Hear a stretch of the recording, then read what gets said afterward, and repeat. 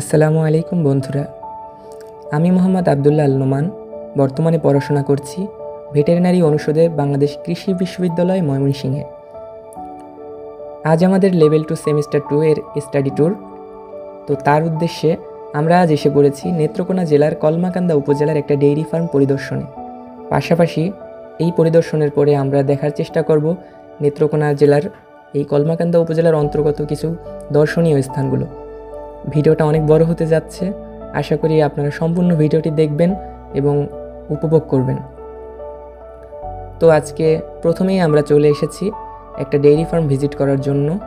ফার্মটির নাম মুক্তা dairy farm এবং এই ফার্মের প্রতিষ্ঠাতা মোহাম্মদ সাইদুল ইসলাম। চলুন তাহলে ভিতরে কী আছে দেখা যাক। আমরা ঢোকার পরে যা দেখতে পেলাম, এখানে বিভিন্ন জাতের গরু রয়েছে, আপনারা খেয়াল করলেই দেখতে পারবেন। এই যে প্রথমেই আমরা যে শাড়িটা দেখতে পাচ্ছি এখানে বাছুর রয়েছে, আর একেবারে ওই কর্নারের যে শাড়িটা দেখতে পাচ্ছেন ওখানে সবথেকে বড় বড় গরুগুলো রয়েছে। আর মাঝের যে ক্যাটাগরি এখানে এক মিডিয়াম সাইজের গরুগুলো রয়েছে এবং এগুলো হচ্ছে বাছুরদের শাড়ি। তো আমরা যেহেতু এন্টোমোলজি ট্যুরের উদ্দেশ্যে সেখানে গিয়েছি, তো আমরা দেখার চেষ্টা করলাম যে পোকামাকড় জনিত কোনো সমস্যা রয়েছে কি না এখানে। পাশাপাশি আমরা একটু পরে চেষ্টা করব ফার্ম মালিকের সাথে কথা বলার জন্য, তিনি আরও ভালোভাবে আমাদের বোঝাতে পারবেন ব্যাপারটা, যেটা আমরা নিজে থেকে হয়তো বুঝতে পারতাম না। তো আমরা দেখতে থাকি সামনে কি হতে চলেছে। উনি হচ্ছেন মোহাম্মদ সাইদুল ইসলাম।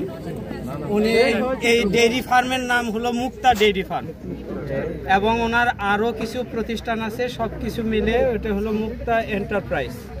উনি এটার কর্ণধার। উনি তোমাদের উদ্দেশ্যে এখন ব্রিফ করবেন, তোমাদের কিছু যদি জানার থাকে তোমরা ওনার কাছ থেকে জেনে নেবেন। বলেন কতটা গরু আছে? আমার এখানে সর্বমোট হচ্ছে কি আপনার বাচ্চাদের চেনে হচ্ছে 73টা মতো আছে। 73টা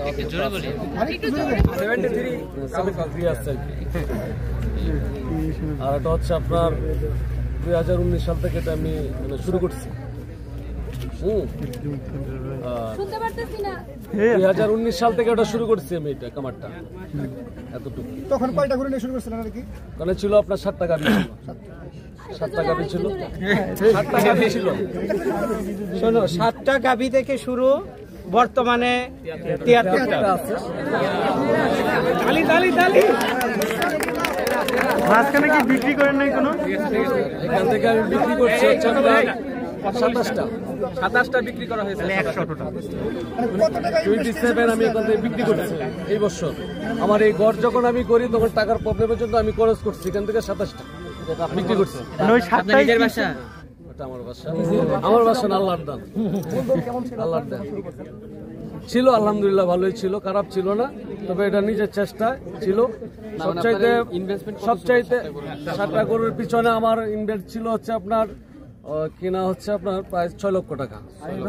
হ্যাঁ, 6 লক্ষ টাকা ছিল প্রথম। না, আমার ওই পুরান একটা বাড়ি আছে ওখানে আমার প্রথম শুরু ছিল। এখানে আসছি 3 বছর। ওইখানে যখন বেশি হয়ে গেছে তখন ওখানে রাখার জায়গা নেই, তখন আমি এখানে চলে আসছি। আসার পরে এখান থেকে আমার শুরু। আর এটা সবচেয়ে আমার বড় অবদান হচ্ছে কি আমার ওয়াইফের। হ্যাঁ, এগুলো আমার ওয়াইফ এগুলো দেখশন করে। আর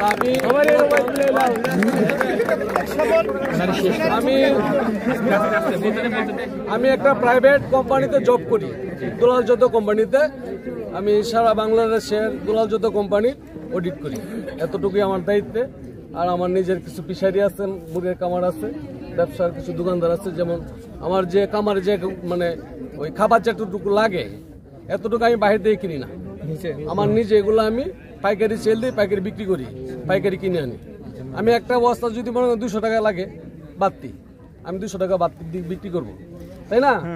তো আমার 200 টাকা কম লাগবে না। আমার এখানে 200 টাকা সেভ হয়ে গেল, তা আমার কত হলো 400 টাকা। আমি 200 টাকা লাভ করবো, আর 200 টাকা আমার কেনাতে আমি কম পাবো, 400 টাকা। এইগুলোর মধ্যে আমার যে খরচটা হয় এটা কিন্তু আমার অর্ধেকটাই সেক্রিফাইস হয়ে যায়। এই জন্য সর্বমোট মিলে আমি সবকিছু মিলে আলহামদুলিল্লাহ অনেক ভালো আছি। তবে সকল কিছুর বড় চেষ্টা এটা থাকতে হবে সবার। পরিশ্রম, পর্যাপ্ত মাত্র পরিশ্রম এখানে লাগবে। হেলা করা যাবে না, অলসতা করা যাবে না। চেষ্টা করলে সবকিছু সম্ভব। এটা কোশ্চেন ছিল। আপনার এখানে এখন দুধ দেয় এরকম গাভী কয়টা আছে? আছে 19টা। আর এগুলো আপনি বাজারে প্রেগনেন্ট আছে 27টা। টোটাল কত লিটার দুধ প্রতিদিন কিরকম আসে আপনার? প্রতিদিন দুধ হচ্ছে আপনার 350 লিটার আছে এখন। 350। কোন কোন জাতের গরু আছে? আপনি সব থেকে বড় সমস্যার সম্মুখীন হচ্ছেন খামার করার পরে এরকম গরুর স্বাস্থ্যগত কি সমস্যাটা? না, এখন পর্যন্ত আমার স্বাস্থ্যগত কোনো সমস্যা প্রবলেম হয় নাই।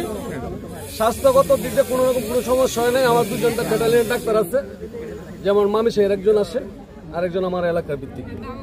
হ্যাঁ, আর মাঝে মধ্যে আমাদের যে কলমাকান্দার যে ডাক্তাররা আছে ওনাদের সঙ্গে পরামর্শ করলেও ওনারা ভ্যাকসিন দিয়ে ভালো হয়ে যায়। আর তেমন সর্বমোট কথা হচ্ছে আপনার যদি খাবারটা পরিষ্কার থাকে আপনার কোনো ঝামেলা হবে না। আর সময় মতো ভ্যাকসিনগুলো দিয়ে রাখলে এনাফ।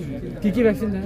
এত আর আছে, যেমন লাম্পিক আছে, অ্যানথ্রাক্স, পুরা রোগ আছে, মেস্টাইটিস আবার ভ্যাকসিন লাগে না, ওটা যখন দেখা দিবে তখন এগুলো।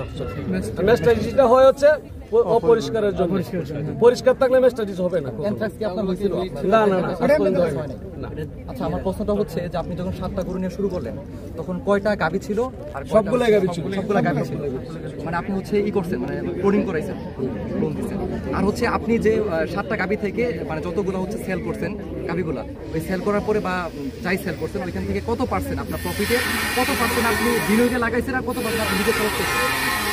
বিনিয়োগে আমি ধরেন প্রায় 50%। আর 50% আপনি নিজে খরচ করছেন। তার মানে আমাদের একটা থাকতে হবে যে আমরা যা লাভ পাই সম্পূর্ণ লাভটা যাতে নিজে খরচ না করে আমরা আরো আমাদের বিনিয়োগটা বাড়াই। যেমন আমার হচ্ছে, আমি আপনাকে বলি বিষয়টা হলো, যদি খামার করতে যায় তাহলে প্রথম প্রয়োজন হলো ঘাস, কাঁচা ঘাস যেটা। হ্যাঁ, আমার কিন্তু খড় কিন্তু নাই, যেটা ধানের খড় আছে কিন্তু আমি খাবার খাওয়াই না।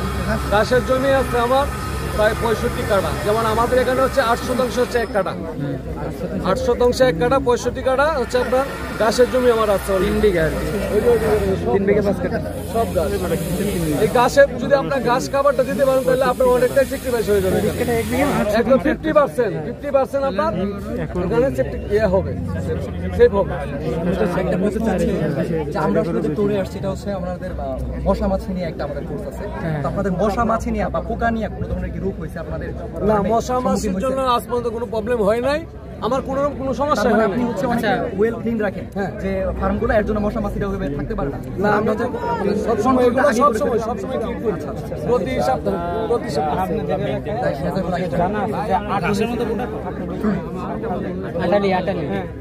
এটা খুব প্রাদুর্ভাব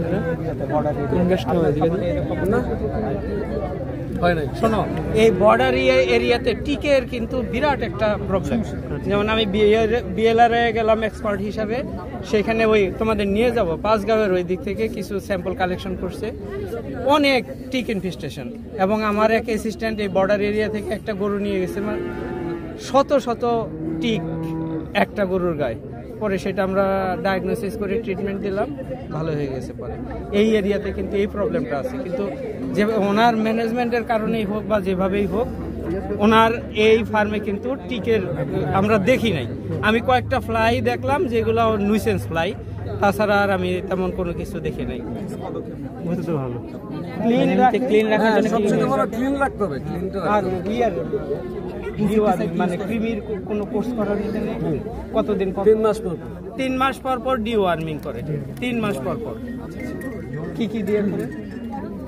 এটা হলো আপনার মানে ভ্যাকসিনই শুধু না, ভ্যাকসিন ওই যে ইনজেকশন আইভারমেকটিন দেয়। হ্যাঁ, আইভারমেকটিন। এই যে দেখো, আইভারমেকটিন দিলে কিন্তু অ্যাক্টোপ্যারাসাইট হবে না, যার জন্য অ্যাক্টোপ্যারাসাইট অনেক কমে আসছে। হ্যাঁ, এখানে নাই। খালি পেটে দিতে হবে, পেটে চামড়ার নিচে, চামড়ার নিচে, মাংস তো না, চামড়ার নিচে, চামড়ার নিচে। আইভারমেকটিন সাবকিউটিনিয়াস দেওয়া যায়, আইএম দেওয়া যায়, পোরন টেকনিক দেওয়া যায়, তারপরে ওরাল অ্যাডমিনিস্ট্রেশন করা যায়, বিভিন্ন ভাবে দেওয়া যায়। কিন্তু এনিমালে, এই সকল লার্জ এনিমালে সাধারণত সাবকিউটিনিয়াস দেওয়া যায়। পোরন বুঝো? জিজ্ঞাসা করবো না? না না না না, একেবারে এই বেজ অফ দ্য স্কাল থেকে শুরু করে বেজ অফ দ্য টেল পর্যন্ত ভার্টিব্রাল কলাম বরাবর টান দিয়ে দেওয়া হয়। মানে এই যে ড্রপের মতো আছে, ড্রপ ড্রপ ড্রপ ড্রপ করে দিয়ে দেওয়া হয়। হ্যাঁ হ্যাঁ হ্যাঁ হ্যাঁ, এইটা দ্বারা অ্যাক্টোপ্যারাসাইট এবং এন্ডোপ্যারাসাইটের মধ্যে তুমি সকল নেমাটোড কভার করতে পারবা। আপনি কোনো ট্যাবলেট খাওয়ান না? ট্যাবলেট আমি এখন পর্যন্ত খাওয়াই নাই, তবে যদি লাগে তাহলে আপনার পরীক্ষা করে দেখেন, কারণ আমার কাছে মনে হচ্ছে যে কিছু হয়তো পাতা কৃমির ইনফেকশন আছে। দেখো এই যে লোমগুলা, বিশেষ করে বাছুরের লোমগুলা আমার কাছে একটু উস্কো খুস্কো মনে হচ্ছে। আপনি যদি মনে করেন আমাদের এখানে স্যাম্পল পাঠাই দেবেন, পায়খানা ওই যে আলাদা আলাদা করে করতে 70টার জন্য নাম্বারিং করে দিবেন, আমরা পরীক্ষা করে সেটা করে দিতে পারবো। আমার কাছে মনে হচ্ছে এটা থাকতে পারে। আর একটা বাছুর জন্ম নেওয়ার পরেই আপনি কৃমির ওষুধ কতদিন পরে দেন? 15 দিন। এইটা একটা গ্যাপ আছে। এইটা প্রথমত 7 দিনের মধ্যে একটা ট্রিটমেন্ট দিতে হবে। আইভারমেকটিন চামড়ার নিচে দিয়ে দিবেন, তাহলে এই যে দুধের সাথে কিছু কৃমি যায়, যেমন টক্সোকারা, সেইটা হবে না। এই ছোট ছোট বাছুরগুলা একটু আমার কাছে মনে হচ্ছে মেল নারিশড, বুঝছো? টক্সোকারার একটা, আমি বলছি না যে আছে, থাকার সম্ভাবনা আছে। আপনি এত সময় নিয়েন না, ওই যে ডাক্তার সাহেব তাকে বলবেন যে এটা 7 দিনের মধ্যে, বেটার 3 দিনের মধ্যে দিয়ে দেওয়া। 3 দিনের মধ্যে দিয়ে দিবেন, দেখবেন যে বাছুরের স্বাস্থ্য অনেক ভালো থাকবে। আপনার বর্তমান মানে খামারে মানে পার ইয়ারে কতগুলো মানে বাছুর হয় বাচ্চাদের? আমি 19টা দিচ্ছে এবছর। এই যে কয়দিনে দিল না, 1 বছর না, 2 মাস বাচ্চাগুলো 2 মাস। ভাই স্যারের কাছে কোশ্চেন ছিল স্যার, আমরা তো স্যার অনেক আট্রিবিউট করি, কিন্তু স্যার আসলে আমাদের বাংলাদেশের জন্য স্পেশালি তো এই রিজিয়নে কোনগুলো মানে আট্রিবিউট আমাদের রোগগুলো এইখানে বিশেষ হলো টিক ইনভেস্টিগেশন খুব আছে বাংলাদেশ। আর বাংলাদেশও এই টিক এবং মাইটেরটা কমে আসছে, টিকেরটাও কিছুটা কমে আসছে। আর একটা হতো হামসোর, আপনারা দেখেন যে গরুর কাঁধে যে ঘা হতো, ওইটাও মোটামুটি আইভারমেকটিন আসাতে চলে গেছে। আর এইটা তো ইনডোরের এরিয়া, এই আমরা যে পাঁচগাঁওয়ে যাব বর্ডার এরিয়াতে ওরা করে কি একেবারে পাহাড়ে চড়াইতে নিয়ে যায়, ওইখান থেকে একেবারে প্রচুর নিয়ে আসে, প্রচুর। হ্যাঁ, এইখানে তো আসার সম্ভাবনা। মাল যেটা থাকে এটা তো এভাবে হয় না। আসলে বিষয়টা হলো, আমি এটা আসলে কি বলবো, যে আমার এখানে এরকম ভাবে হিসেব করি, মানে কথা হলো আপনার সমস্ত খরচ দিয়েও কিছু থাকে, এটাই টোটাল ইনকাম বেটা কাউকে জিজ্ঞেস করতে হয়।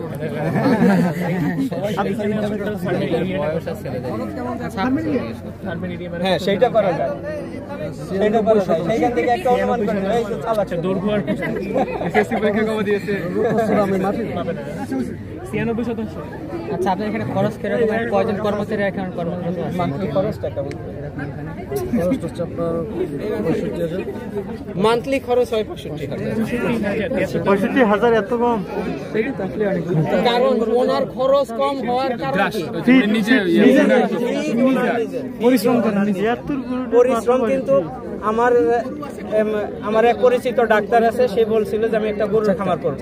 আমি অ্যানিমাল হাজবেন্ডারি যে আমার এক কলিগের কাছে নিয়ে গেলাম যে গরুর খামার করতে গেলে গরুর খামারে থাকতে হবে মালিককে। এইটাই এমন না ব্যবসা প্রতিষ্ঠান না যে 10টা কর্মচারী রেখে দিলে সে দেখে দিবে, না, মালিককে আপনাকে থাকতে হয় না এখানে। অবশ্যই মুক্তাগাছাতে একটা খামারে নিয়ে গেছিলাম, খুবই ভালো, এরকম অনেক ভালো খামার। সে বলছিল রাতে যখন ঘুমাইতে যায়, ঘুমানোর যাওয়ার আগে, ধরো সেটা 12টা 1টা 2টা হতে পারে, আর একবার ভিজিট করে তারপরে ঘুমাইতে যায়। বুঝতে পারছো? এরকম না, একটা লাস্ট ভিজিট সব সময় ভিজিট করা, সব সময় লাস্ট একটা ভিজিট দিতেই হবে।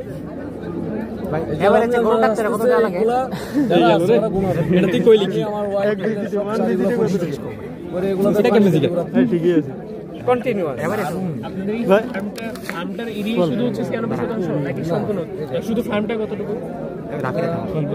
ভাই ভাই ভাই গরুর ডাক্তার পিছনে মানে আপনার এভারেজে গরুর ডাক্তারের পিছনে কত খরচ হয়? চিকিৎসা বাবদ একবার ভিজিট করলে কত টাকা আর কি দেওয়া হয়? এরকম না, যদি আসে আমার যখন এখানে ডাক্তার যখন আসবে আমি হয়তো 2,000-4,000 টাকা দিয়ে মাসে একবার আসি। তুমি ওই চিন্তা করছো? আর আপনি যে আমার এক friend 60টা খাবারে কিনলেন, ছাগলের তারপরে একটা 27টা পায়ের বিক্রি করলেন, এর মাঝখানে আর treatment কিনেন করে নাই? 3,500 টাকা নিয়েছে। আমি বললাম আরে দোস্ত কি করলা, এটা তো ছাগলের দামের সমান নিলাম। এ নিয়ে টেনশন করো না। তো আমাদের ফার্ম ভিজিট শেষ হয়ে গেল। আমরা এবার পরবর্তী গন্তব্য ছিল আমাদের উপজেলা প্রাণী সম্পদ অধিদপ্তরের কার্যালয়ে। তো সেই উদ্দেশ্যে যখন আমরা বাসে যাচ্ছিলাম তখনই আমাদের চোখ পড়ল রাস্তার পাশে পাহাড় দেখা যাচ্ছে। আমরা সবাই স্যারদেরকে অনুরোধ করতেছিলাম যে স্যার আমাদের একটু কাছাকাছি গিয়ে দেখার সুযোগ করে দেওয়া যায় কি না। তো সেই উদ্দেশ্যে আমরা পরবর্তীতে ইউএলও স্যারের অনুমতি নিয়ে আমরা দেখার সৌভাগ্য হয়েছিল। তো আমরা সবাই রিকোয়েস্ট করার পরে স্যার আমাদের রিকোয়েস্ট করে রাখলো, আমাদের বাস থামানো হলো পাহাড় দেখার উদ্দেশ্যে। এবার আমাদের ডেস্টিনেশন পাহাড় দেখা। তো এখন যেটা জানতে পারলাম তা হচ্ছে পাহাড়ের দূর থেকে দেখতে হবে, কাছাকাছি যাওয়ার সেরকম রুলস নেই। কারণ একটা ইনফরমেশন হচ্ছে এটা হচ্ছে ভারত বাংলাদেশ বর্ডার। তো ভারত বাংলাদেশ বর্ডার হওয়ার কারণে কাছাকাছি যাওয়ার আমাদের কোনো সুযোগ নেই। তো যতটুকু দূর থেকে দেখা যায় এই উদ্দেশ্যে আমরা পাহাড় দেখার উদ্দেশ্যে যাচ্ছিলাম। তো পাহাড় যতটা কাছাকাছি আসতেছিল সবার এক্সাইটমেন্টটা ততই বাড়তেছিল, কারণ এর আগে আমরা কখনো কাছাকাছি পাহাড় দেখি নাই, এটাই আমাদের ফার্স্ট টাইম। তো সেই উদ্দেশ্যে আমরা যাচ্ছিলাম, কিন্তু এর মাঝে আরেকটা ঘটনা ঘটে গেল। তা হচ্ছে আমাদের যারা ওখানে গাইড ছিল, যে আমাদের পথ দেখিয়ে নিয়ে যাচ্ছিলেন ওখানকার স্থানীয়রা, ওনারা আমাদের এখানের বিজিবি যারা রয়েছেন তাদের সাথে কথা বললেন যে আমাদের এখান থেকে কিছু স্টুডেন্ট এসেছে, তাদেরকে পাহাড়ের কাছাকাছি নিয়ে যেতে চাচ্ছি। তো তারা আমাদের অনুমতি দিলেন, পাশাপাশি আমাদের সিকিউরিটির জন্য তারাও আসলেন যাতে আমাদের কোনো সমস্যা না হয়। তো জার্নিটা খুবই আনন্দদায়ক ছিল, যেটা আমার জীবনের ফার্স্ট টাইম, অনেকেরই ফার্স্ট টাইম, এই কারণে সবাই খুবই এনজয় করেছিলাম।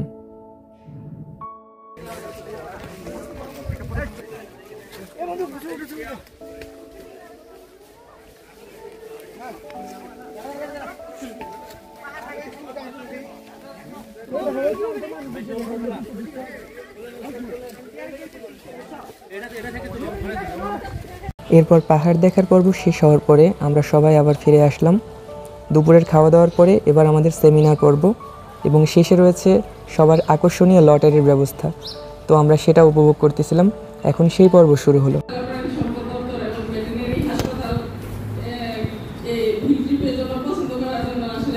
ধন্যবাদ। আর এখানে যে আসছে এবং ছাত্রদেরকে নিয়ে আসার জন্য সবাইকে আমি আসলে শুভেচ্ছা জানাচ্ছি এবং আমাদের পক্ষ থেকে স্বাগতম। সারাদিন আসলে আমাদের অনেক কষ্ট হয়েছে, কিন্তু তারপরেও কিন্তু ভালো লাগে।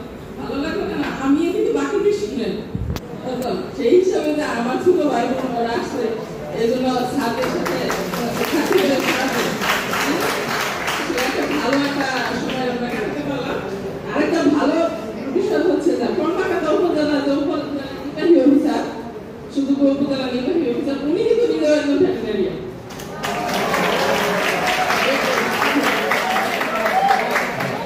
এই দিক থেকে কিন্তু আমরা খুব সৌভাগ্যবান বলতে পারি।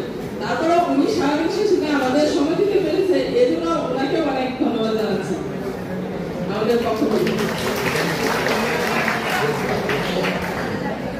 আসলে প্যারাসাইটোলজি ডিপার্টমেন্টে অ্যান্থ্রোপোলজি, আমরা তো পড়ালেখা আসলে সবসময় দেখা যায় বই থেকে করি, ঠিক না? আমাদের সাথে বই হচ্ছে আমাদের সাথী বা নোট থেকে পড়ালেখা করি, কিন্তু ফিল্ড কিন্তু ভিন্ন বিষয়।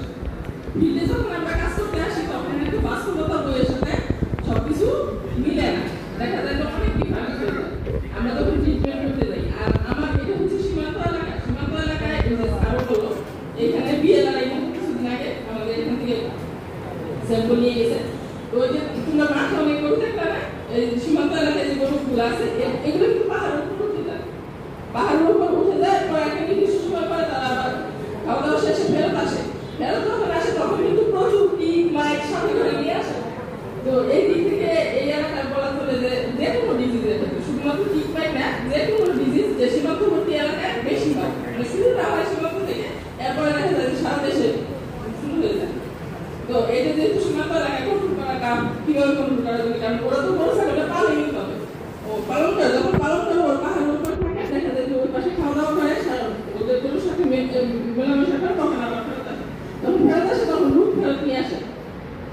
এটা একটা বিষয়। আর সকালবেলা আমরা একটা ভালো মিটিং করলাম। ভালো মানে তোমরা একটা জিনিস খেয়াল করেছো যে বাছুরগুলোর স্বাস্থ্য কিন্তু ভালো না। এর কারণটা কি? উনি কিন্তু মানে গরু না বেশি ভাবনা ভালো, কিন্তু স্বাস্থ্যগত দিক ভালো না। তার মানে হচ্ছে ওনার প্যারাসাইটিক সমস্যা প্রচুর আছে, যেটা হচ্ছে উনি হচ্ছে পরামর্শটা সার্বক্ষণিক আমাদের কাছ থেকে নেয় না, তার একদম পারমানেন্ট ডাক্তার আছে বাইরে, উনি সেবা দিয়ে থাকেন। এখন আমাদের কাছে একমাত্র বিপদে বলে আসে, কিন্তু তার কিন্তু প্রচুর প্যারাসাইটিক সমস্যা। এর আগে আমরা বলছি না যে একটু সচেতন হওয়া যায় না। যদি প্যারাসাইট কন্ট্রোল না করা যায় তাহলে তো স্বাস্থ্যগত দিক ভালো হবে না। বাছুর ভালো না হলে আমরা ভালো মা ভালো গাভী পাবো না, ভালো গাভী না পেলে দুধের উৎপাদন কম হবে, পরবর্তী বাচ্চাগুলো সুস্থ হবে না। এটা একটা বিষয়, কারণ প্যারাসাইট তো বড় একটা জিনিস। আর টিক মাইট থাকলে গরু তো কখনোই সুস্থ থাকবে না।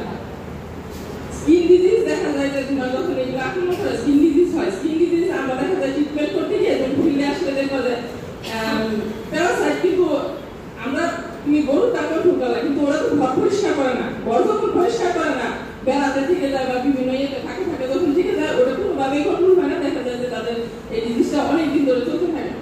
এটা সহজে ভালো করা যায় না। দেখা যায় আমরা ট্রিটমেন্ট দিলাম, 1 মাসে ভালো হলো, কিছুদিন পরে 3 মাস পরে আবার নিয়ে আসলো, আবার একটা হয়ে গেছে।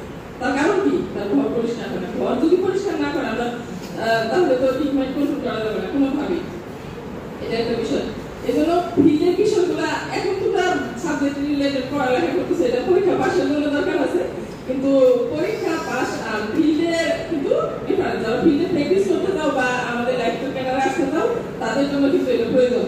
আর আমি চাই যারা তো এই ক্যাডারে থাকতে ভালো কথা, আরো ভালো করতে পারলে আরো ভালো। সেই জন্য তোমাদের জন্য শুভকামনা থাকলো। আর সারাদিন তোমাদের সাথে থাকতে পেরে আসলে এটা একটা ভালো, অনেকদিন পরে মনে হয় নিজেকেও স্টুডেন্ট মনে হলো যে আমিও সেই স্টুডেন্ট ফিরে গেছি।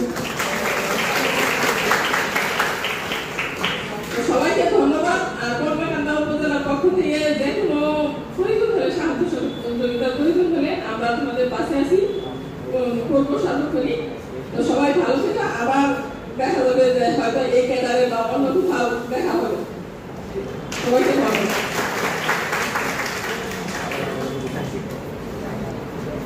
ধন্যবাদ ইয়োলো ম্যাডামকে। আসলে প্যারাসাইটোলজি ইনফেকশন বা প্যারাসাইটোলজি যে ইম্পর্টেন্স, এটা কিন্তু আসলে ফিল্ডে ওইভাবে খুব একটা গুরুত্ব দেয় না ফার্মার লেভেলে। কারণ শুধু ফার্মার না, আমাদের যারা আমরা বুঝি সবাই যে কোনো ডিজিজ হলে যদি মারা যায় এনিমে, তাহলে আমরা ধরে নিই যে this disease very much important. না মারা গেলে আমরা ধরে নিই যে না চলছে তো চলুক। কিন্তু প্যারাসাইটিক ইনফেকশনে কিন্তু এই যে লো গ্রেড যে লস হচ্ছে, এই লসটা কিন্তু ফার্মার বুঝতে পারে না, যার ফলে একেবারে ন্যাশনাল লেভেলে একটা লস। এবং কি তোমরা সবাই জানো যে এই যে অ্যানথেলমেটিক বা ডিফারেন্ট টাইপস অফ ড্রাগ যে এনিমেলের ইনফেকশন ইউজ করা হয়, অ্যাবাউট 37 to 40% ড্রাগ হচ্ছে অ্যানথেলমেটিক ইউজ করে ফিল্ডে। কিন্তু এমনিতে কিন্তু প্যারাসাইটের আলাদা করে তারা যে খুব একটা গুরুত্ব দেয় সেরকম কিন্তু দেয় না। তো যাই হোক, তোমরা আসলে প্যারাসাইটোলজি আরো মনোযোগ দিয়ে পড়বে, আরো ইন্টারেস্ট ফিল করবে। এবং আপনারা যেটা বললো ফিল্ডের সাথে কিভাবে আপনাদের পড়াশোনার সাথে আরো কোরিলেট করা যায়, এখন তোমরা ফিল্ড থেকে গিয়ে হয়তো সেটা একটু ভালোভাবে বুঝতে পারবে। তো এ পর্যায়ে আমি ইয়োনো মহোদয়কে অনুরোধ করছি। ইয়োনো ম্যাডাম যেটা বললেন যে ইয়োনো ভ্যাট, আসলে ইয়োনো ম্যাডাম হচ্ছে সিলেট কৃষি বিশ্ববিদ্যালয়ের স্টুডেন্ট। এবং কি সৌভাগ্যই বলবো, সৌভাগ্যক্রমে আমি সিলেট কৃষি বিশ্ববিদ্যালয়ে ছিলাম এবং ওকে ছাত্রী হিসেবে পেয়েছিলাম। সেই জন্য আমিও নিজেকে বেশ প্রাউড ফিল করছি যে না, আমার একজন স্টুডেন্ট এখানে ইয়োনো হিসেবে আছে। তো আমি ইয়োনো ম্যাডামকে অনুরোধ করছি কিছু বলার জন্য।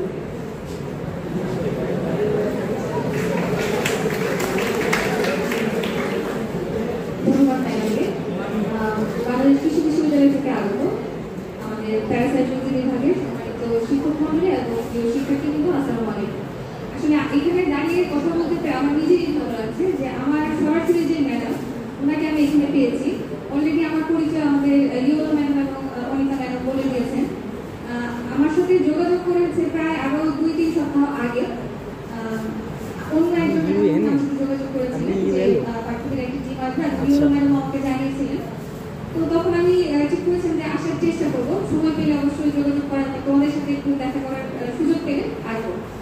2 দিন আগে যখন অনিতা ম্যাডাম কল দিয়ে বললেন যে ম্যাডাম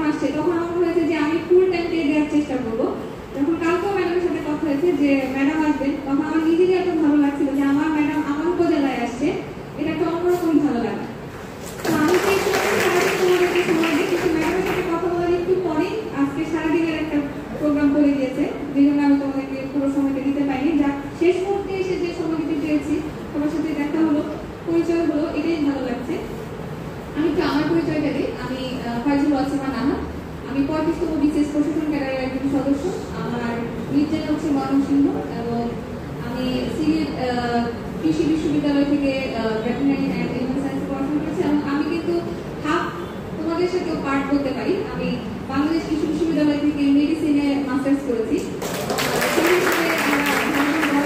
ট্র্যাকটা যদিও চেঞ্জ হয়ে গেছে, তারপরে যখন ভেটেরিনারিয়ান দেখি তখন মনে হয় যে আমার নিজেরই কেউ আছে আমার সাথে, এটা একটা অন্যরকম ভালো লাগা কাজ করে। আর ম্যাডামকে তোমরা পেয়েছো, আমি নিঃসন্দেহে বলতে পারি ম্যাডামকে পাওয়া একটা ভাগ্যের বিষয়। ম্যাডাম যখন চলে আসেন বাড়তি দিতে আমরা সবাই খুব মন খারাপ করেছিলাম যে ম্যাডাম আমাদের থেকে চলে যাচ্ছেন কেন। তোমরা পেয়েছো, আমি নিঃসন্দেহে বলতে পারি যে তোমরা অনেক ভাগ্যবান। আমাদের ব্যাচ যে ব্যাচটা পেয়েছিলাম ম্যাডামকে, এখনো যদি কথা হয় কোনো ম্যাডামকে নিয়ে যদি কথা বলি আমরা অনেক ম্যাডামকে নিয়ে কথা বলি, ম্যাডাম গত কয়েকদিন আগে আমাদের ফ্রেন্ডরা যখন একটা গ্রুপ ভিডিও কলে কথা বলছিলাম তখন ম্যাডামের কথাই বলছিলাম যে অনেক ম্যাডামের সাথে কাজ দেখা হয়। আমাদের ফ্রেন্ডরা অনেকে চলে গিয়েছে ইউএসএতে, জিজ্ঞেস করি তোদের সাথে ম্যাডামের দেখা হয় কিনা। আমরা যখন বলি যে দেখা হয় সবাই একটু জেলাসি করে যে আমাদের এখনো দেখা হয়। এখন আমি তোমাদেরকে জেলাসি করছি যে তোমরা ম্যাডামকে সার্বক্ষণিক পাচ্ছ। ম্যাডাম আপনি এসেছেন, আমি আসলেই খুবই সৌভাগ্যবান যে আমার খোঁজে আমি আপনাকে পেয়েছি। ম্যাডামের সাথে একটা ছবি তুলে রেখেছি যেটা আমি গ্রুপে দিয়ে দিব একটু পরে।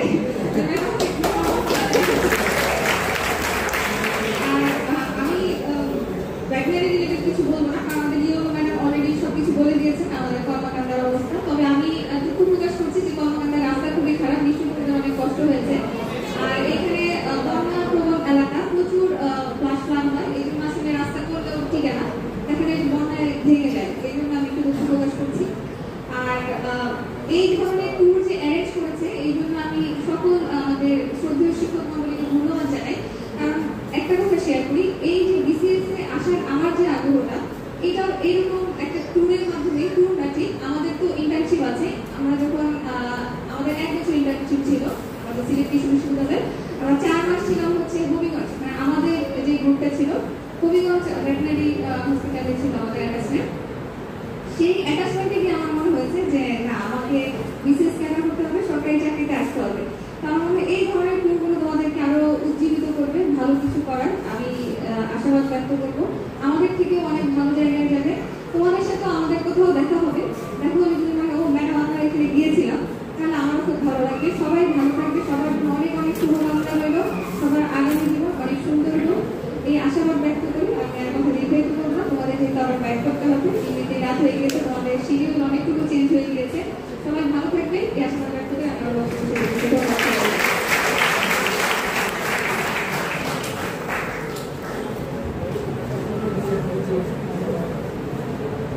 আসলে আমি এই মুহূর্তে বুঝছো স্টুডেন্টদের কাছ থেকে এই ধরনের কমপ্লিমেন্টস মানে হচ্ছে এটা হয়তো কি শিক্ষকতা জীবনের হয়তো পূর্ণতা এরকম একটা ব্যাপার আসলে চলে আসে।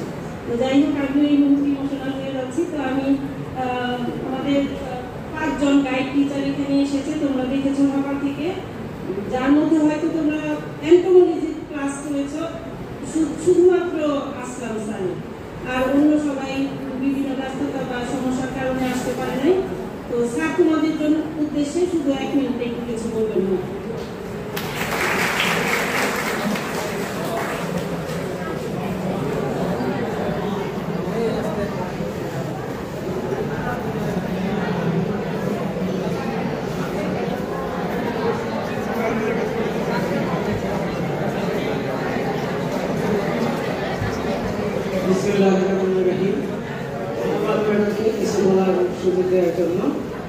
আজকে এই সন্ধ্যায় উপস্থিত সম্মানিত ইউনো মহোদয় এবং আমাদের শ্রদ্ধেয় শিক্ষক মন্ডলী, উপস্থিত ছাত্রছাত্রী, আসসালামু আলাইকুম।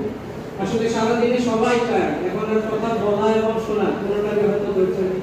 তবে এই অনুষ্ঠান থেকে একটা শিক্ষণীয় বিষয় আমাদের তোমাদের সবার জন্য, আমাদের শিক্ষকদের মানে সবচেয়ে বড় পাওনা যেটা, সেটা ম্যাডাম বললেন আমাদের অনিতা রানী ম্যাডাম সম্বন্ধে, এবং অনিতা সম্বন্ধে আমিও অনেক জায়গায় বলি, সম্মুখে বলবো না, সম্মুখে না বলাই ভালো। খুব ভালো একজন শিক্ষক, ইনশাআল্লাহ নেক্সট সেমিস্টারে তোমরা ওনার লেকচার এনজয় করবে, এবং আমাদের আরো যারা আছে খুব ভালো পড়ান, সবাই দেখবা ইনশাআল্লাহ। আর আজকে সারাদিনের যে ব্যস্ততা, বিশেষ করে ইউনুস মহোদয় সারাটা দিন ছিলেন আমাদের সাথে, আজকে কিন্তু বন্ধের দিন, তারপরেও সারাটা দিন তোমাদের সাথে একেবারে সেই ফান ভিজিট থেকে শুরু করে প্লেজার ট্রিপ পর্যন্ত, হ্যাঁ তোমরা যেখানে যত দুষ্টামি করেছো উনি কিন্তু হাসি মুখেছিলেন। হয়তো অতটা আমিও ছিলাম না, আমরাও ছিলাম না, উনি যতটা ছিলেন। তাই আমাদের টিমের থেকে ওনাকে বিশেষ কৃতজ্ঞতা, ওনার প্রতি অনেক অনেক কৃতজ্ঞতা। উনি সময় দিয়েছেন, ফ্যামিলি টাইম মানে বিসর্জন দিয়ে আমাদের সাথে ছিলেন। তোমরা ভালোভাবে পড়াশোনা করো, সাবজেক্ট ম্যাটার ফার্স্ট, এই জিনিসগুলো তোমাদের বুঝতে হবে। সাবজেক্ট ম্যাটারকে গ্যাপ দিয়ে কিন্তু উপরে যেতে পারবে না, যেটা তোমাদের ক্লাসে সবসময় বলি। তো এখন আর আমি কথা বাড়াচ্ছি না, ইনশাল্লাহ এই রবিবার থেকে কালকে থেকে আমার ক্লাস শুরু হয়ে যাবে।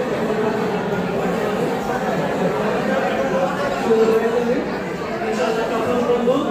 এখন আবারও ইউনো ম্যাডাম এবং ইউনো ম্যাডাম সহ সবাইকে ধন্যবাদ জানিয়ে, কৃতজ্ঞতা, অশেষ কৃতজ্ঞতা জানিয়ে আমি শেষ করছি। ধন্যবাদ সবাইকে।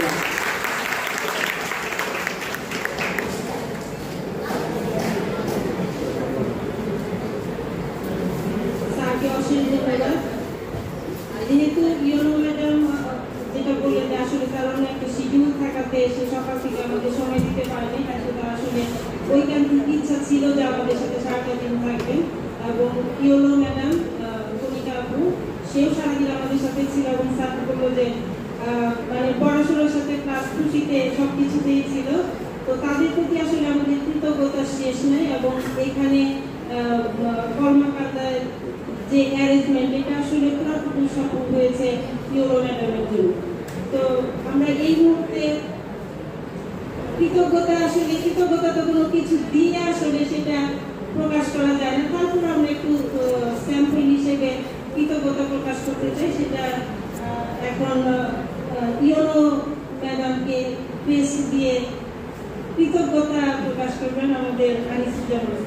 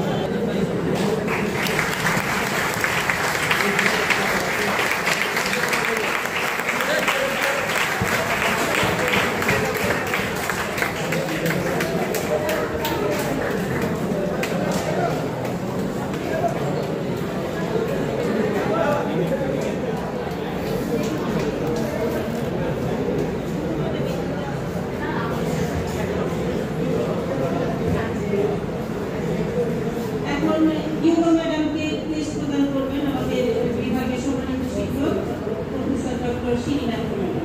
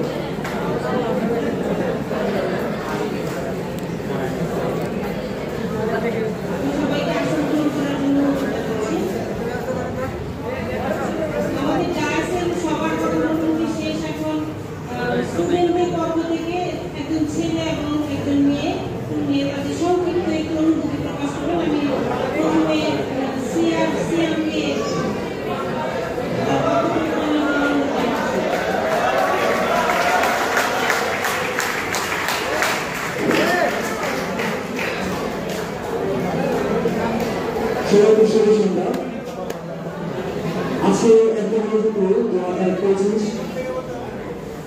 পরবর্তী আজকে এই আলোচনা সভায় আমি বলছিলাম লেভেল 2 সেমিস্টার পুরো পক্ষ থেকে আমার অনুভূতি প্রকাশ করতে পেরে নিজেকে ধন্য মনে করছি।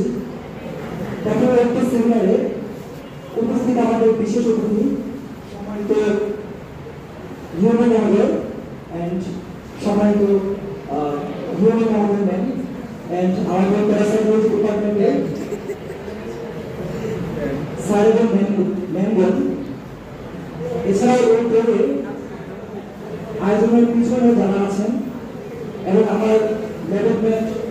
সাথী বন্ধুরা, সকলকে জানাচ্ছি আমার পক্ষ থেকে সালাম।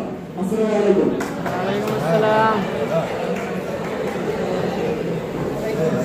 আমরা সাধারণত পার্সিস্টে যে লেখাপড়া করি এটা একটা থিওরি লেখাপড়া।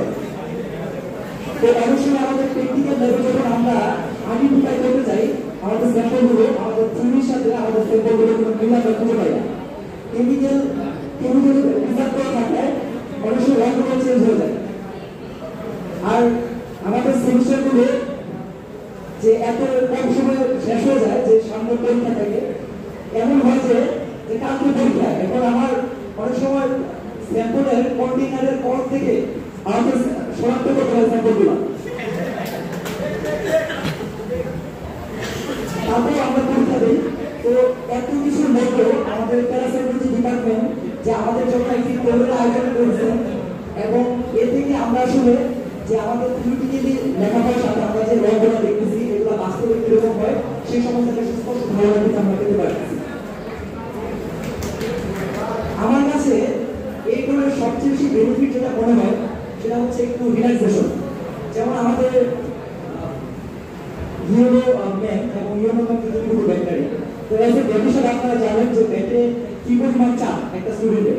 সকাল থেকে সেই ক্লাস করি 4:30 পর্যন্ত, সারা রাত প্র্যাকটিক্যাল, তারপর রাতে ঘুমায় উঠে দেখি 7:45 উঠে গেছি, 8টায় আমার ক্লাস।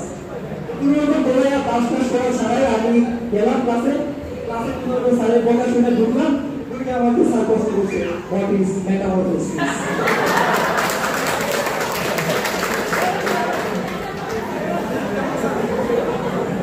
আর সিরিয়াস লোকের কথাই নাই, মাথায় বাড়ি ক্লাস করবো না সিটি দিব, কোনটা করবো? তো সবকিছুর পরে আজকের এই কোর্সের পরে একটা রিল্যাক্স পাইতেছি, মানে নতুন উদ্যোগে আবার লেখাপড়া করে আবার সামনে নতুন করে পড়তে পারবে এই একটা অনুভূতি আমার আসছে। এছাড়া আমার কিছু যাদের বড় সিটি আছে ওদের উপরে একটু বলতে চাই যে অনেকে যারা বড় সিটি ছিল তারা কথাই ছিল, এরা আসলে এই পরে মনে হয় এইটুকু আশ্বাস পাইছে যে যদি 7টা গ্রুপ থেকে 73টা গ্রুপ করতে পারে তাহলে আমি কেন পারবো না?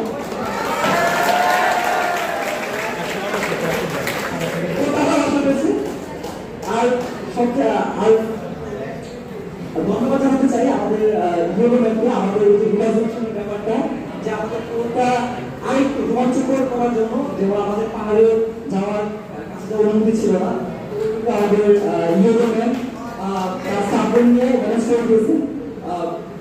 এটার জন্য আমরা আসলে কৃতজ্ঞ। সবকিছু মিলে আমরা বক্তব্য শেষ করতে চাই। আসসালামু আলাইকুম, সকলকে ধন্যবাদ। আর আরেকটা বিষয় আমি ধন্যবাদ জানাতে চাই, আজকের এই কোর্সে যারা আমার সাথে দায়িত্বে ছিল সবাই অনেক ভালো কাজ করছে এবং সকল আমার লেভেলের সবাইকে কোঅপারেটিভ ছিল, সবাইকে ধন্যবাদ। আসসালামু আলাইকুম।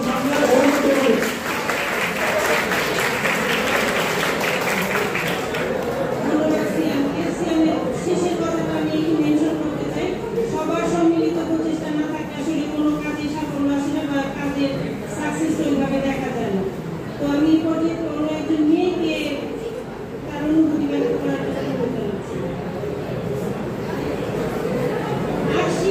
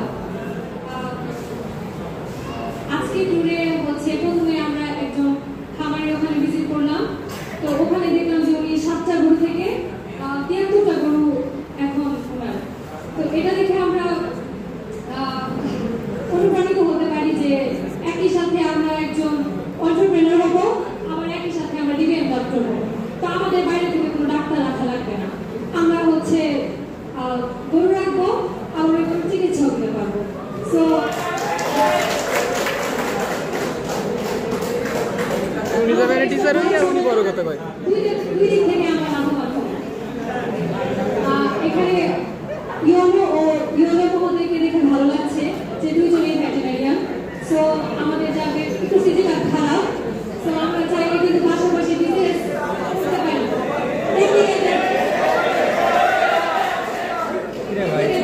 আমরা পড়াশোনা করতে পারি। আর আমি এটাই চাই যে আমাদের প্রফেশনটা হোক ডিগ্রি বেস, যাতে আমরা ব্যাংকে চলে না যাই। তো এটা বলে আমি আজকে শেষ করছি। আর সবাইকে অনেক অনেক ধন্যবাদ।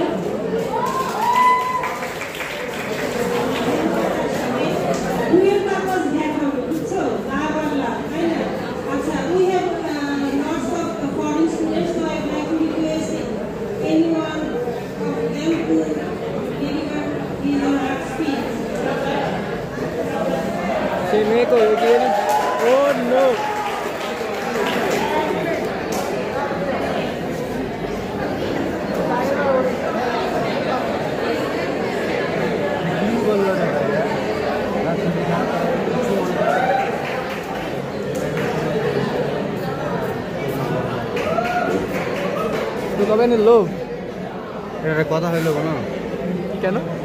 যার সিজি খারাপ তারা হলো বিশেষ করতে পারে, এটা হইলো কথা। ওর তো সিজি ভালো, ও তো টিচার হবে, আমি সমস্যা নেই। কি বললাম আপনি কি বলবেন? না বুঝতে পারছি, তোর কথা বুঝতে পারছি। ও আচ্ছা, ওনাদের একটা অপমান করা হলো। আমি হচ্ছে I from Nepal. So first of all, I would like to say thank you to our teachers, respected teachers, and especially to our class representatives and group representatives. I have seen them work really hard. They have this, that. Yeah, and the tour was good. I mean, I can see so many improvements than the last tours.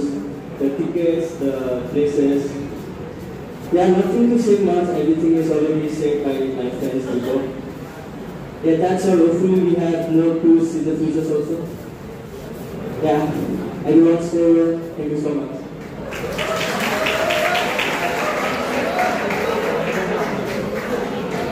আমাদের আরেকজন student খুবই request করছেন একটা কথা বলার জন্য, যেহেতু এটা শেষ আর অনেকেই কথা বলতে চায় না, তাই ওকে আমি একটু সুযোগ দিচ্ছি। ও মা, জওয়ানি কথা বলবে।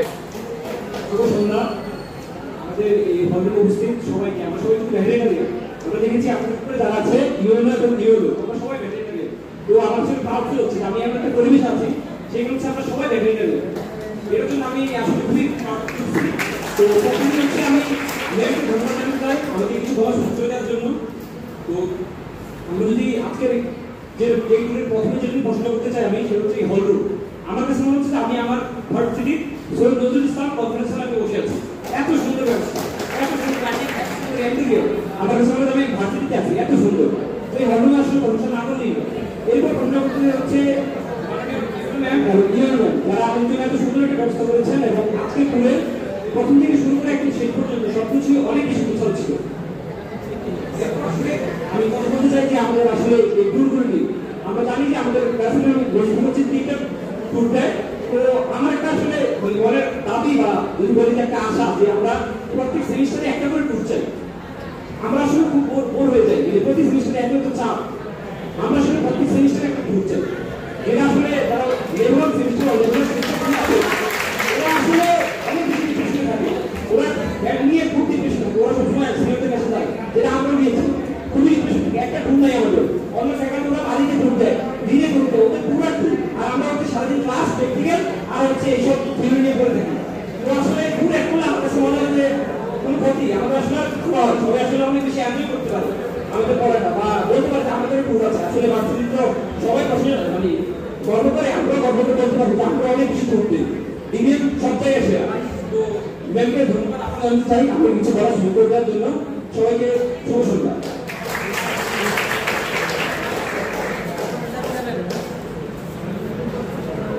ধন্যবাদ। আসলে যে আমি যে কথাটা বলবো প্রতি সেমিস্টারে একটু দরকার, এইগুলি খেয়াল করে প্যারাসাইকোলজি থেকে 3টা সেমিস্টারে 3টা ট্যুরের ব্যবস্থা করা হয়েছে।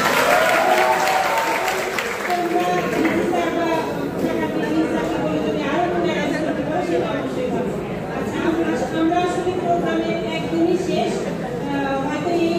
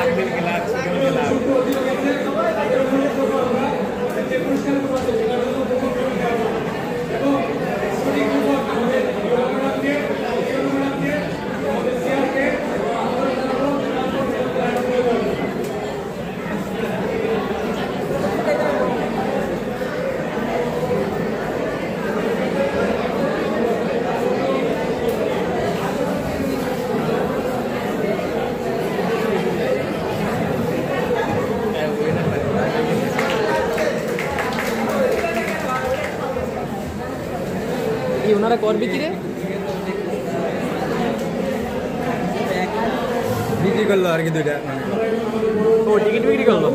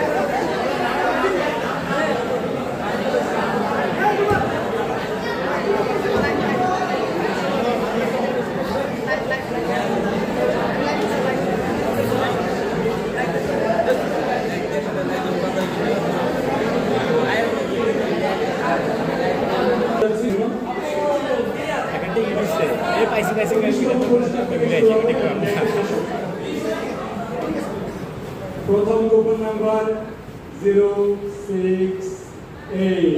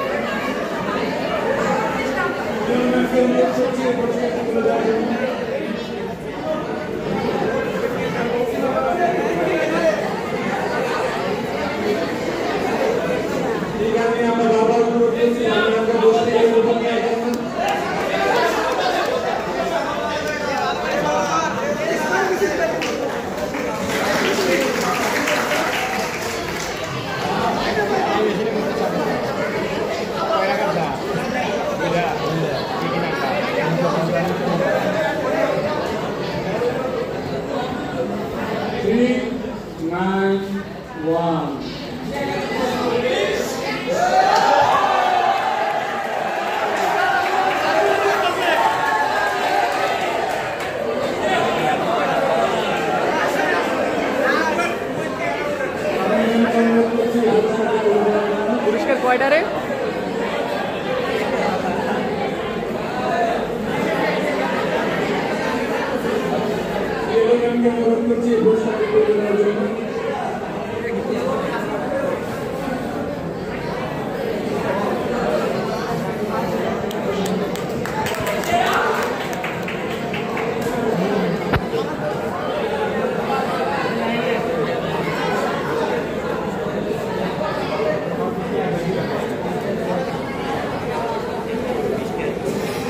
পুরস্কার কি হতে পারে?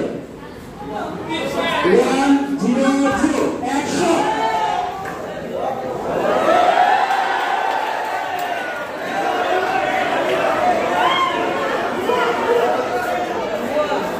আমি এই পুরস্কারটি প্রদান করার জন্য অনুরোধ করছি নাগরিক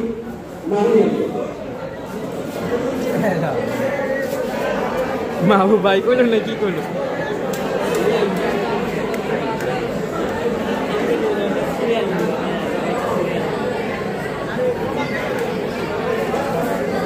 পুরস্কার নাম্বার 13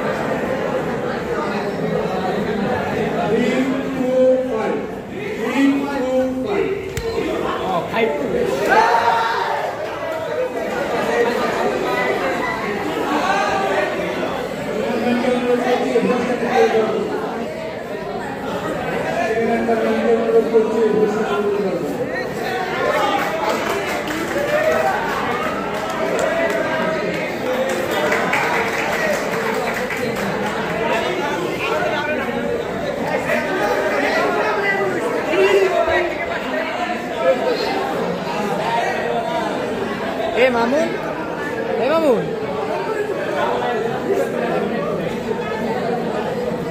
390.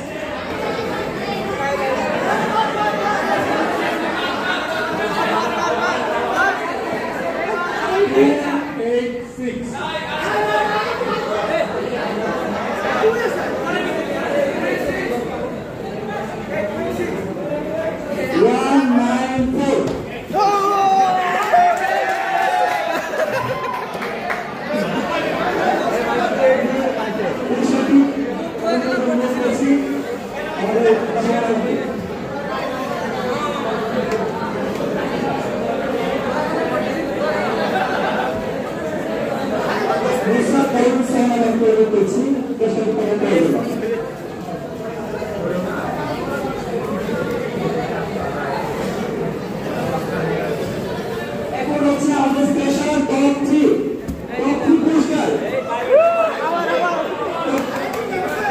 প্রথম পুরস্কার একটি ইলেকট্রনিক আয়রন ওয়ার্ডন, দ্বিতীয় পুরস্কার একটি আকর্ষণীয় প্রতিমা এবং তৃতীয় পুরস্কার একটি A4 অ্যাগ্রিন কাগজ।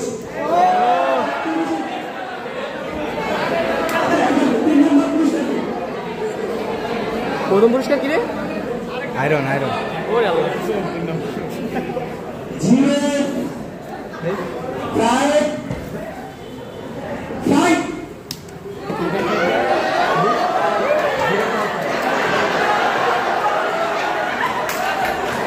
কেডা রে?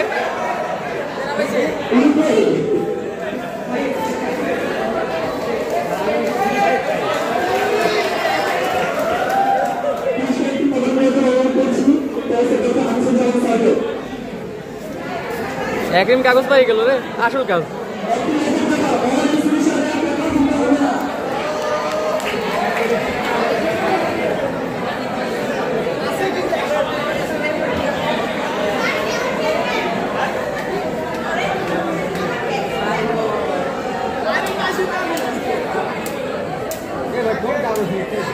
পুরস্কার নাম্বার 2, সবচেয়ে আকর্ষণীয় পুরস্কার, সবচেয়ে সুন্দর পুরস্কার, একটি তরুণ, একটি চার্জার তরুণ।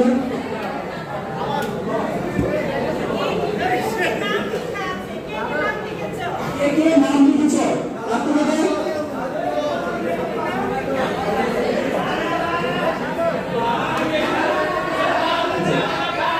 কে নাম লিখেছ আপনাদের? তার নামের উপর প্রথম এ।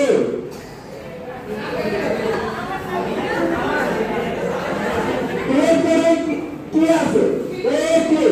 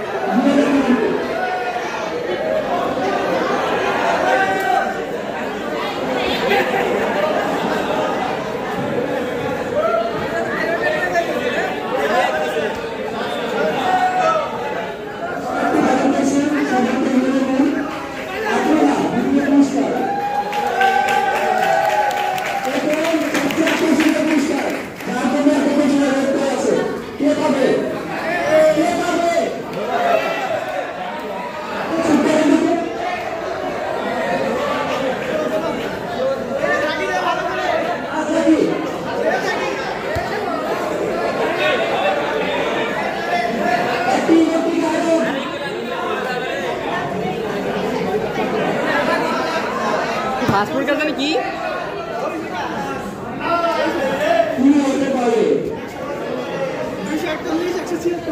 লাস্টে